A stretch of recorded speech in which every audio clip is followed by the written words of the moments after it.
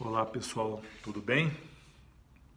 O ano passado foi muito celebrado, foram celebrados os 500 anos da morte de Leonardo da Vinci, um dos maiores gênios da história da humanidade, né? Leonardo, a gente sempre lembra, mas é óbvio, da Mona Lisa, que é o maior quadro, é o quadro mais famoso do mundo. Ele, embora também tenha feito a Última Ceia, a Última Ceia está numa parede em Milão, então a Última Ceia não tem como viajar. Mas a Mona Lisa tem viajado pelo mundo afora bastante. É o quadro mais famoso da história. E Leonardo, todo mundo viu desenhos, criações geniais dele, desde helicóptero até paraquedas, estamos falando de 500 anos atrás, né? E dissecou o cadáver, ele dissecava e fazia desenhos, ele queria entender as articulações do ser humano. Foi um gênio em todos os sentidos. E eu, descobrindo coisas novas, um amigo me presenteou com um livro fantástico, Esteves Colnago me presenteou com esse livro, A Cozinha de Leonardo da Vinci. Eu não sabia, Leonardo foi dono de restaurante. Então aqui traz receitas de Leonardo da Vinci, inclusive desenhos de equipamentos para a cozinha. Por exemplo, isso aqui é uma assadeira, olha só, uma assadeira desenhada por Leonardo.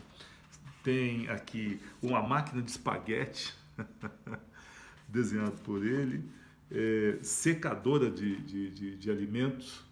Então, Leonardo foi um gênio em todos os sentidos. Ele desenhava panelas, olha, todos os equipamentos. E as receitas são fabulosas. Mas ele tem receita de pudim, de pastel, de gelatina, testículo de cordeiro, obviamente, tem ovos podres, tem sopa de cavalo, enfim, ele tem de tudo. Ele tem uma relação de pratos para bom pensamento, pratos para gente pobre, como servir girassóis, pratos para quaresma. Ele tem aqui quase 200 de receitas impressionantes, Leonardo da Vinci. Realmente um gênio. Mas ele não teve vida muito tranquila, assim, financeiramente, só no final. No final, sim. No final da vida dele, ele foi convidado por Francisco I, o rei francês, para ir para Amboise, morar lá num castelo, ao lado do castelo do rei. O rei o admirava demais. E ele foi. Foi idoso, levou poucos desenhos, atravessou os Alpes, e a genialidade dele, nos Alpes, ele repara nas pedras e vê caracóis e conchas petrificadas. E ele vai pensando e concluiu que então aquilo tinha vindo do fundo do mar. Como é que foi parar nos Alpes?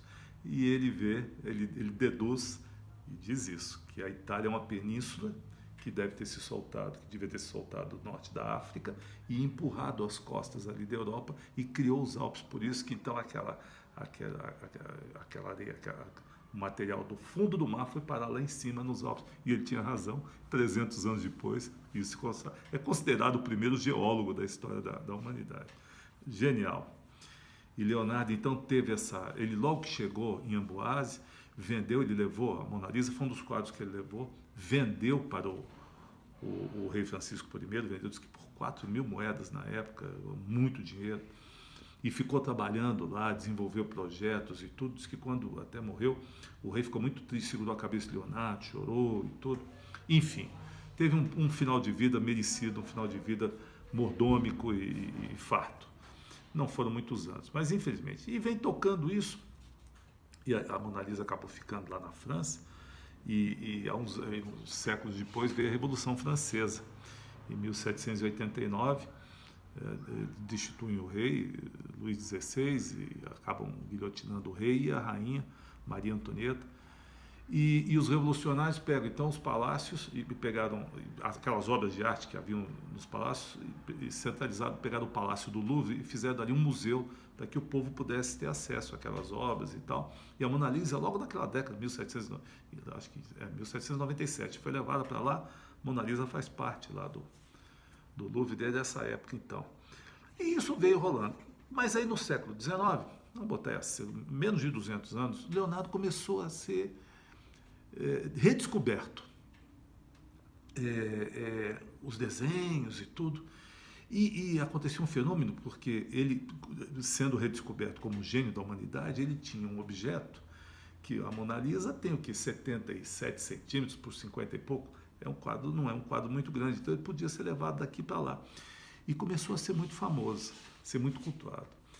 Mas mesmo assim, você imagina, no começo do século XX, eu vou contar uma história que é de 1911, no começo do século XX, o mundo não tinha acesso a essas coisas, porque os livros, a fotografia ainda era uma coisa, não estava preto e branco, as reproduções muito ruins, os livros ainda caros, os livros com reproduções fotográficas.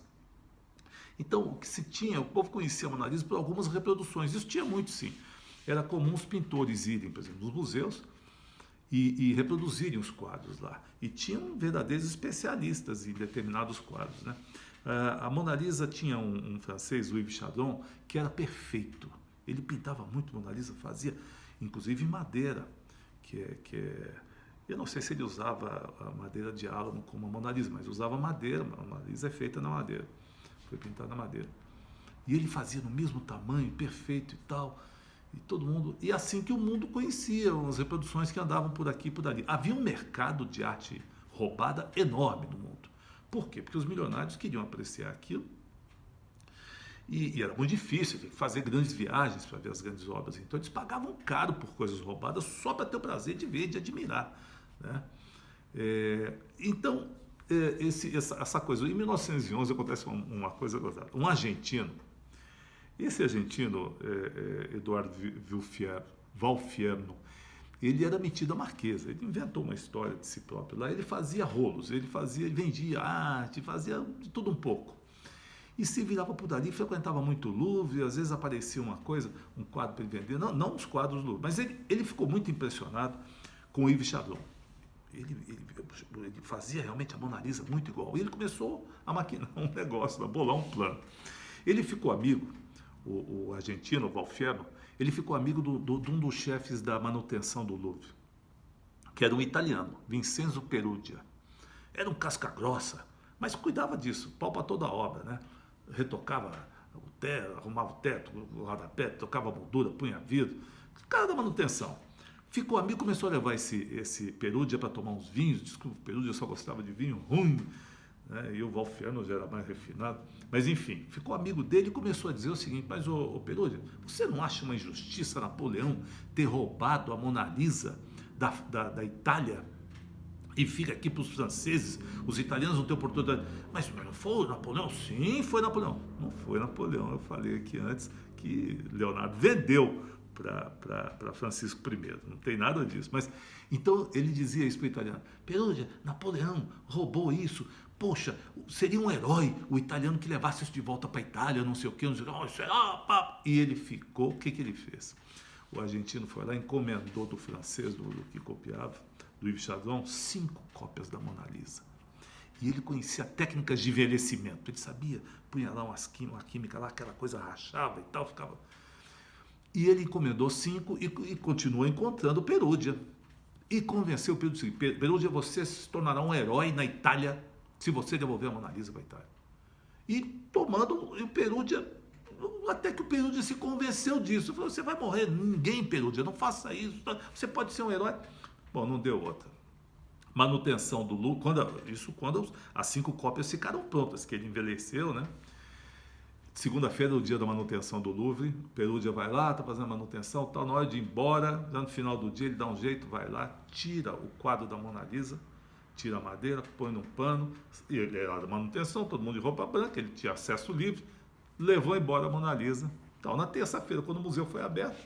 Isso foi em agosto, 21 de agosto de 1911, no dia 22, já deram falta, mas o que é isso?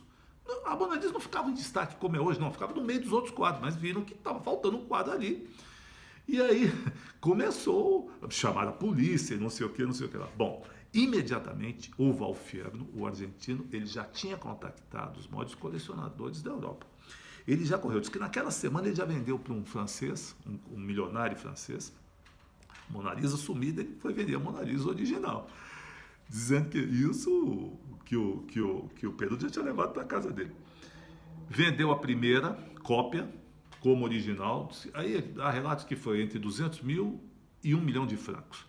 Eu sei que foi o seguinte: a Mona Lisa ficou sumida há 2 anos praticamente, e nesses 2 anos ele vendeu as 5 cópias, assim, pela Europa fora, valores milionários. Até que um dia os italianos ficaram sabendo que os Estados Unidos tinham desenvolvido um processo de leitura de impressão digital. E importaram isso dos Estados Unidos. E demorou um pouquinho, chegou lá, e a polícia italiana então convocou todos os funcionários do Louvre, porque tinham ficado impressões no vidro e tal da Mona Lisa. E os funcionários todos foram, menos o tal do Perugia.